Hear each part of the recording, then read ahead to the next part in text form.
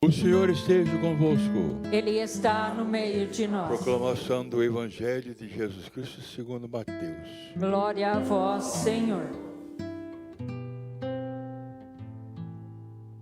Naquele tempo os discípulos aproximaram-se e disseram a Jesus: por que tu falas ao povo em parábolas? Jesus respondeu: porque a vós foi dado o conhecimento dos mistérios do reino dos céus, mas a eles não é dado. Pois a pessoa que tem será dado ainda mais, e terá em abundância, mas a pessoa que não tem será tirado até o pouco que tem. É por isso que eu lhes falo em parábolas, porque olhando eles não veem, e ouvindo eles não escutam, nem compreendem. Deste modo se cumpriu neles a profecia de Isaías: havereis de ouvir sem nada entender, havereis de olhar sem nada ver, porque o coração desse povo se tornou insensível.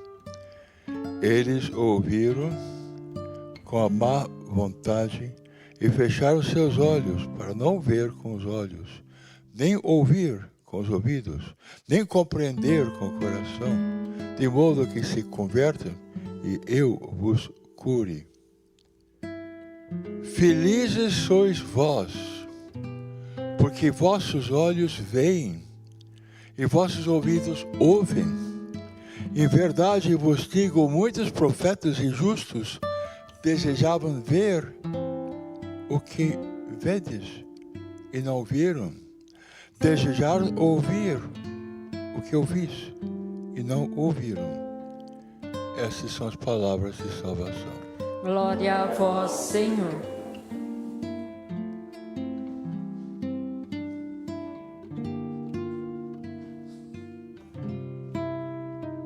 Meus amados irmãos e irmãs, acabamos de ouvir Jesus dizer: a vós foi dado a graça de ter o conhecimento dos mistérios de Deus. E que mistérios são esses? O mistério da nossa salvação. Ele enviou seu Filho Jesus a nós. Essa graça já foi dada. Quando as pessoas entenderem esses mistérios, essa pessoa se torna livre. Esse é o grande problema, as pessoas não sabem do que Deus fez por elas.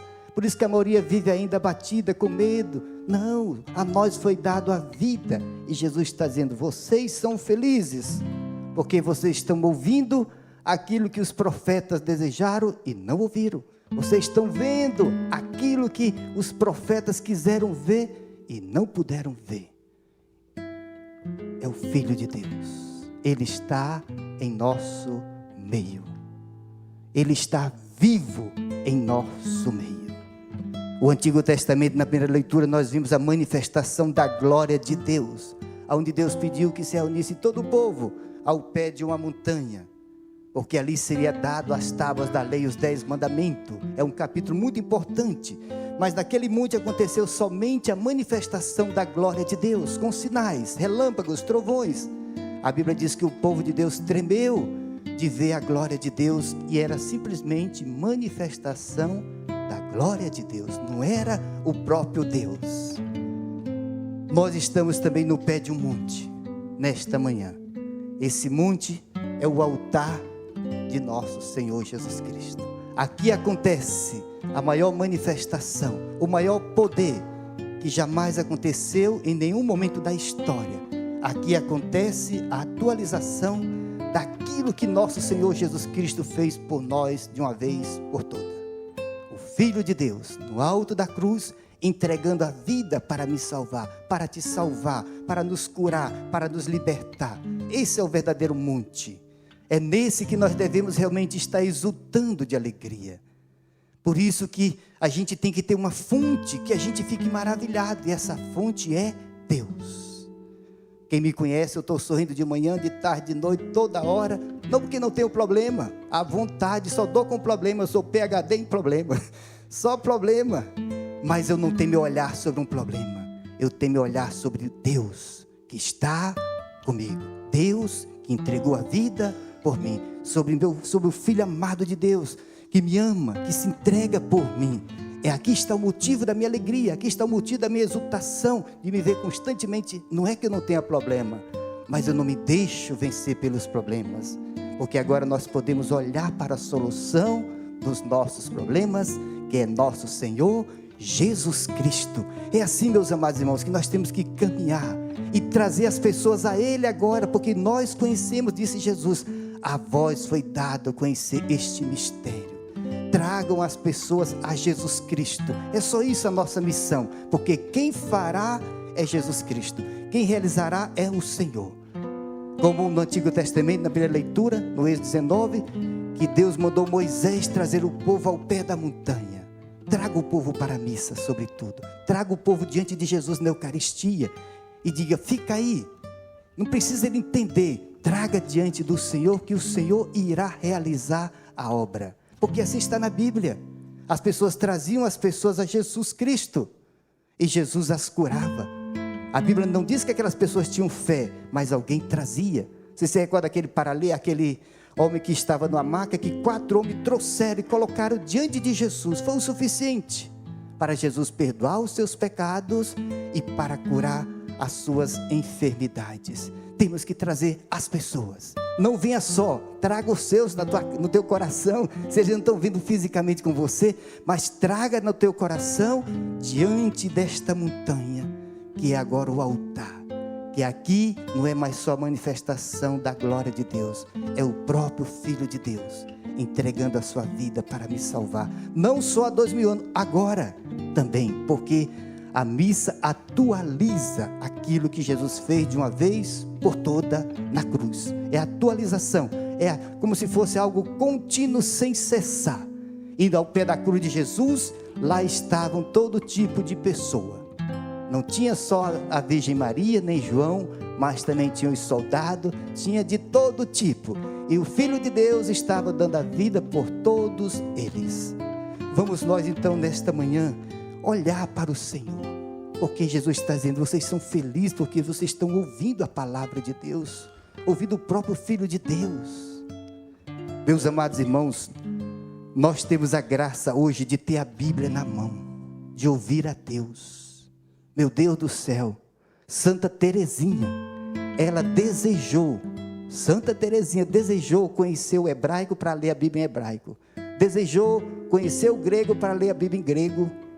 Ela desejou ter nas mãos o livro da Sagrada Escritura. Ela nunca teve, ela só teve algumas cartas. Ela ansiava por isso. Hoje todo mundo tem acesso de ter a Sagrada Escritura, a voz de Deus. Feliz vós porque estão ouvindo. E quanta gente não se encanta com isto. Geralmente se costuma dizer que a Bíblia é uma carta de amor. Aqui a gente percebe pela idade, muitos aqui são da época da carta ainda, né? Que chegava uma carta pelo correio, sobretudo quando vinha da pessoa amada, né? Meu Deus do céu, a pessoa não soltava mais aquela carta por nada, lia de manhã, de tarde, de noite, estava encantada e ficava maravilhada lendo aquela carta, palavra por palavra, não perdia nada do que estava contido naquela carta. Aqui está a maior carta de amor, direcionada a mim e a você. É uma carta que cura, é uma carta que liberta. E Jesus está dizendo, vocês são felizes porque vocês hoje podem ouvir a voz do Filho de Deus. Tem uma passagem no Catecismo da Igreja Católica, que quando eu li, eu me assustei. Isso é a própria igreja dizendo, que a nossa condição agora, apesar de toda mal, de toda enfermidade, a igreja que ensina, que é melhor do que a de Adão e Eva, quando não tinha o pecado ainda na terra. Você imaginou o que é isso? Eu disse, mas como é que pode ser isso, a igreja dizer um negócio desse? Eu entendi, porque Adão e Eva viviam a graça, eles viviam em santidade, não tinham doença, não tinham problema, é verdade, só que eles não tinham Jesus Cristo com ele, como nós temos hoje. Está entendendo? É muito maior. Ele está conosco. Estarei convosco todos os dias, até o final dos tempos. Temos que estar maravilhados, encantados. Está entendendo? Não porque melhorou tudo, não, por causa de uma pessoa, do Filho de Deus. como o grande São Paulo, até numa prisão, ele estava lá o quê?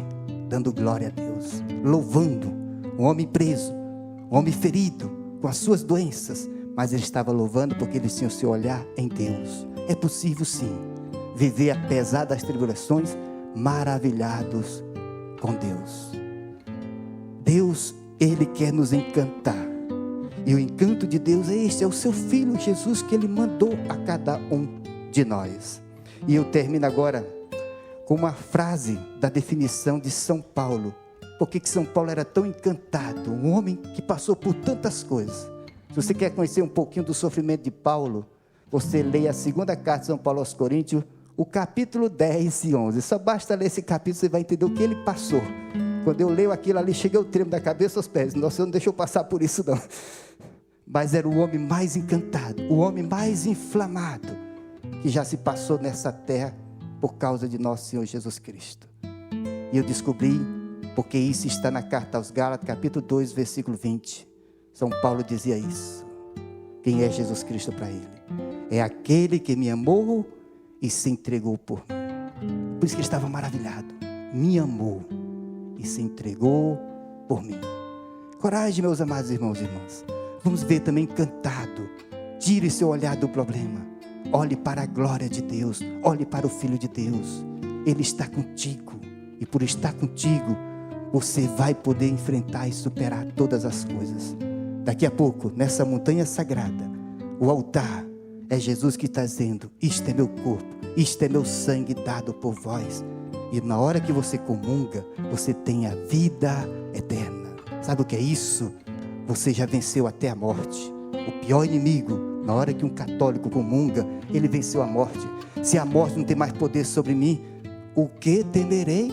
De que terei medo? Coragem, vamos juntos proclamar nessa terra e trazer todo mundo diante de Jesus na Eucaristia. Louvado seja nosso Senhor Jesus Cristo. Para sempre seja louvado.